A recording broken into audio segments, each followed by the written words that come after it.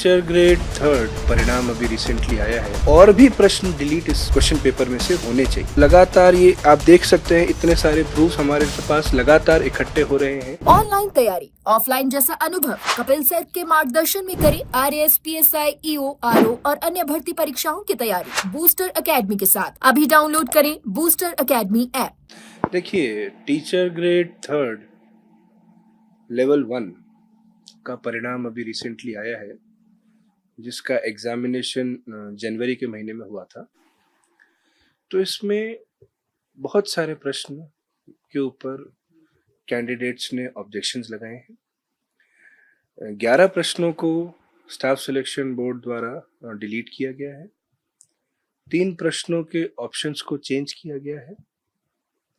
ये तो प्रक्रिया की गई है स्टाफ सिलेक्शन बोर्ड की साइड से, पर यह प्रक्रिया का अंत नहीं है।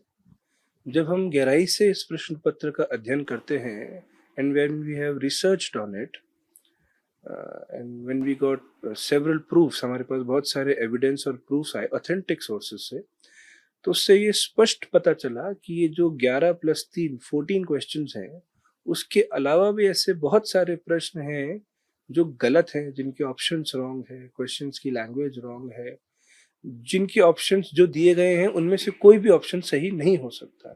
यानी कि और भी प्रश्न डिलीट इस क्वेश्चन पेपर में से होने चाहिए थे।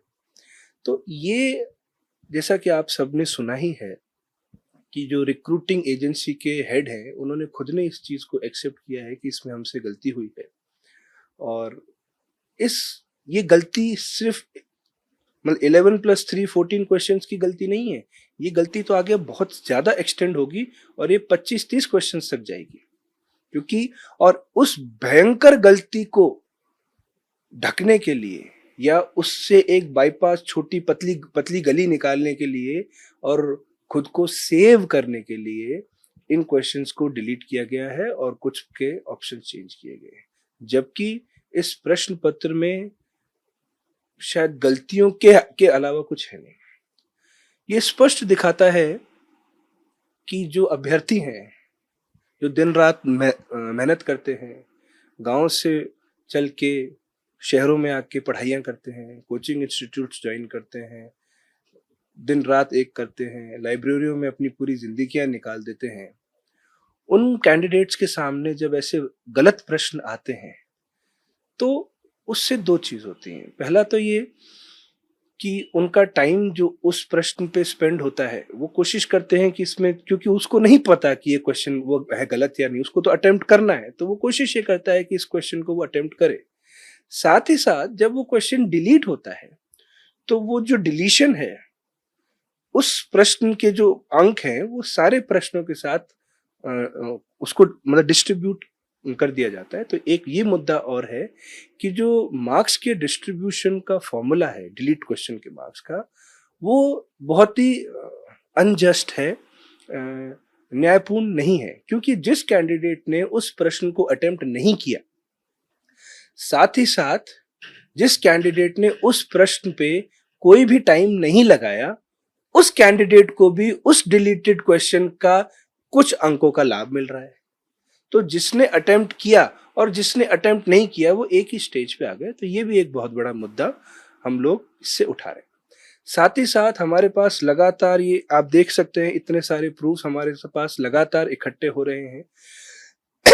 जो क्वेश्चन उन्होंने डिलीट किए और चेंज किए वो तो हैं ही, उसके अलावा भी बहुत सारे प्रश्न हैं जिसके ऊपर हमारी पूरी टीम रिसर्च कर रही है।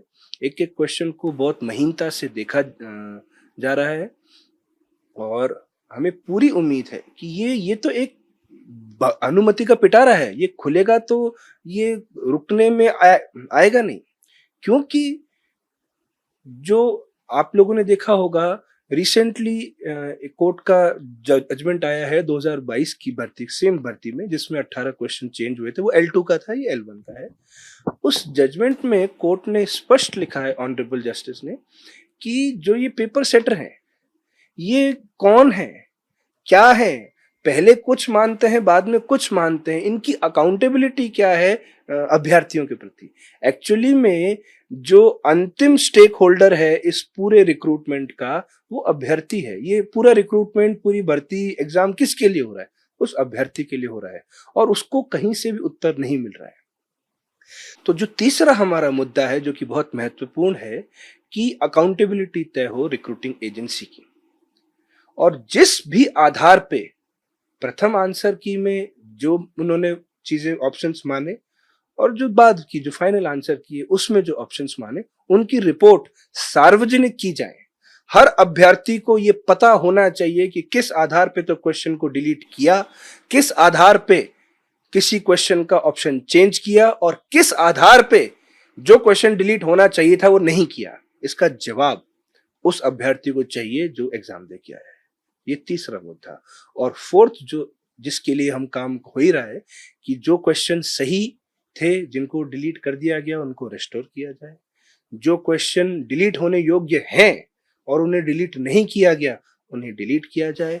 और कुछ प्रश्न ऐसे भी हैं जिनके ऑप्शंस चेंज होने चाहिए और जिनके ऑप्शंस चेंज नहीं किए, वो भी किया जाए। तो ये 4 मुद्दे हैं जिनको लेके हम ऑनरेबल कोर्ट को अप्रोच कर रहे हैं।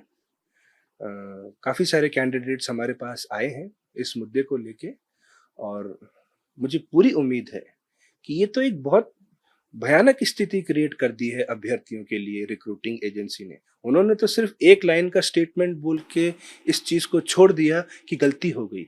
उस गलती को भुगतेगा कौन? अभ्यर्थी या फिर रिक्रूटिंग एजेंसी? वो गलती अभ्यर्थी क्यों भुगते? वो गलती जिसमें अभ्यर्थी का कोई रोल ही नहीं है, वो गुड फेथ में क्लियर माइंड से विदाउट एनी इल इंटेंशन एग्जामिनेशन में गया है, उसने बिल्कुल ईमानदारी से क्वेश्चंस को अटेम्प्ट किया है, गलती कोई और कर रहा है, उसकी सजा वो अभ्यर्थी को हम नहीं भुगतने देंगे किसी भी हालत में। तो मुझे पूरी उम्मीद है कि जो पेटिशनर्स हैं उनको लाभ जरूर मिलेगा।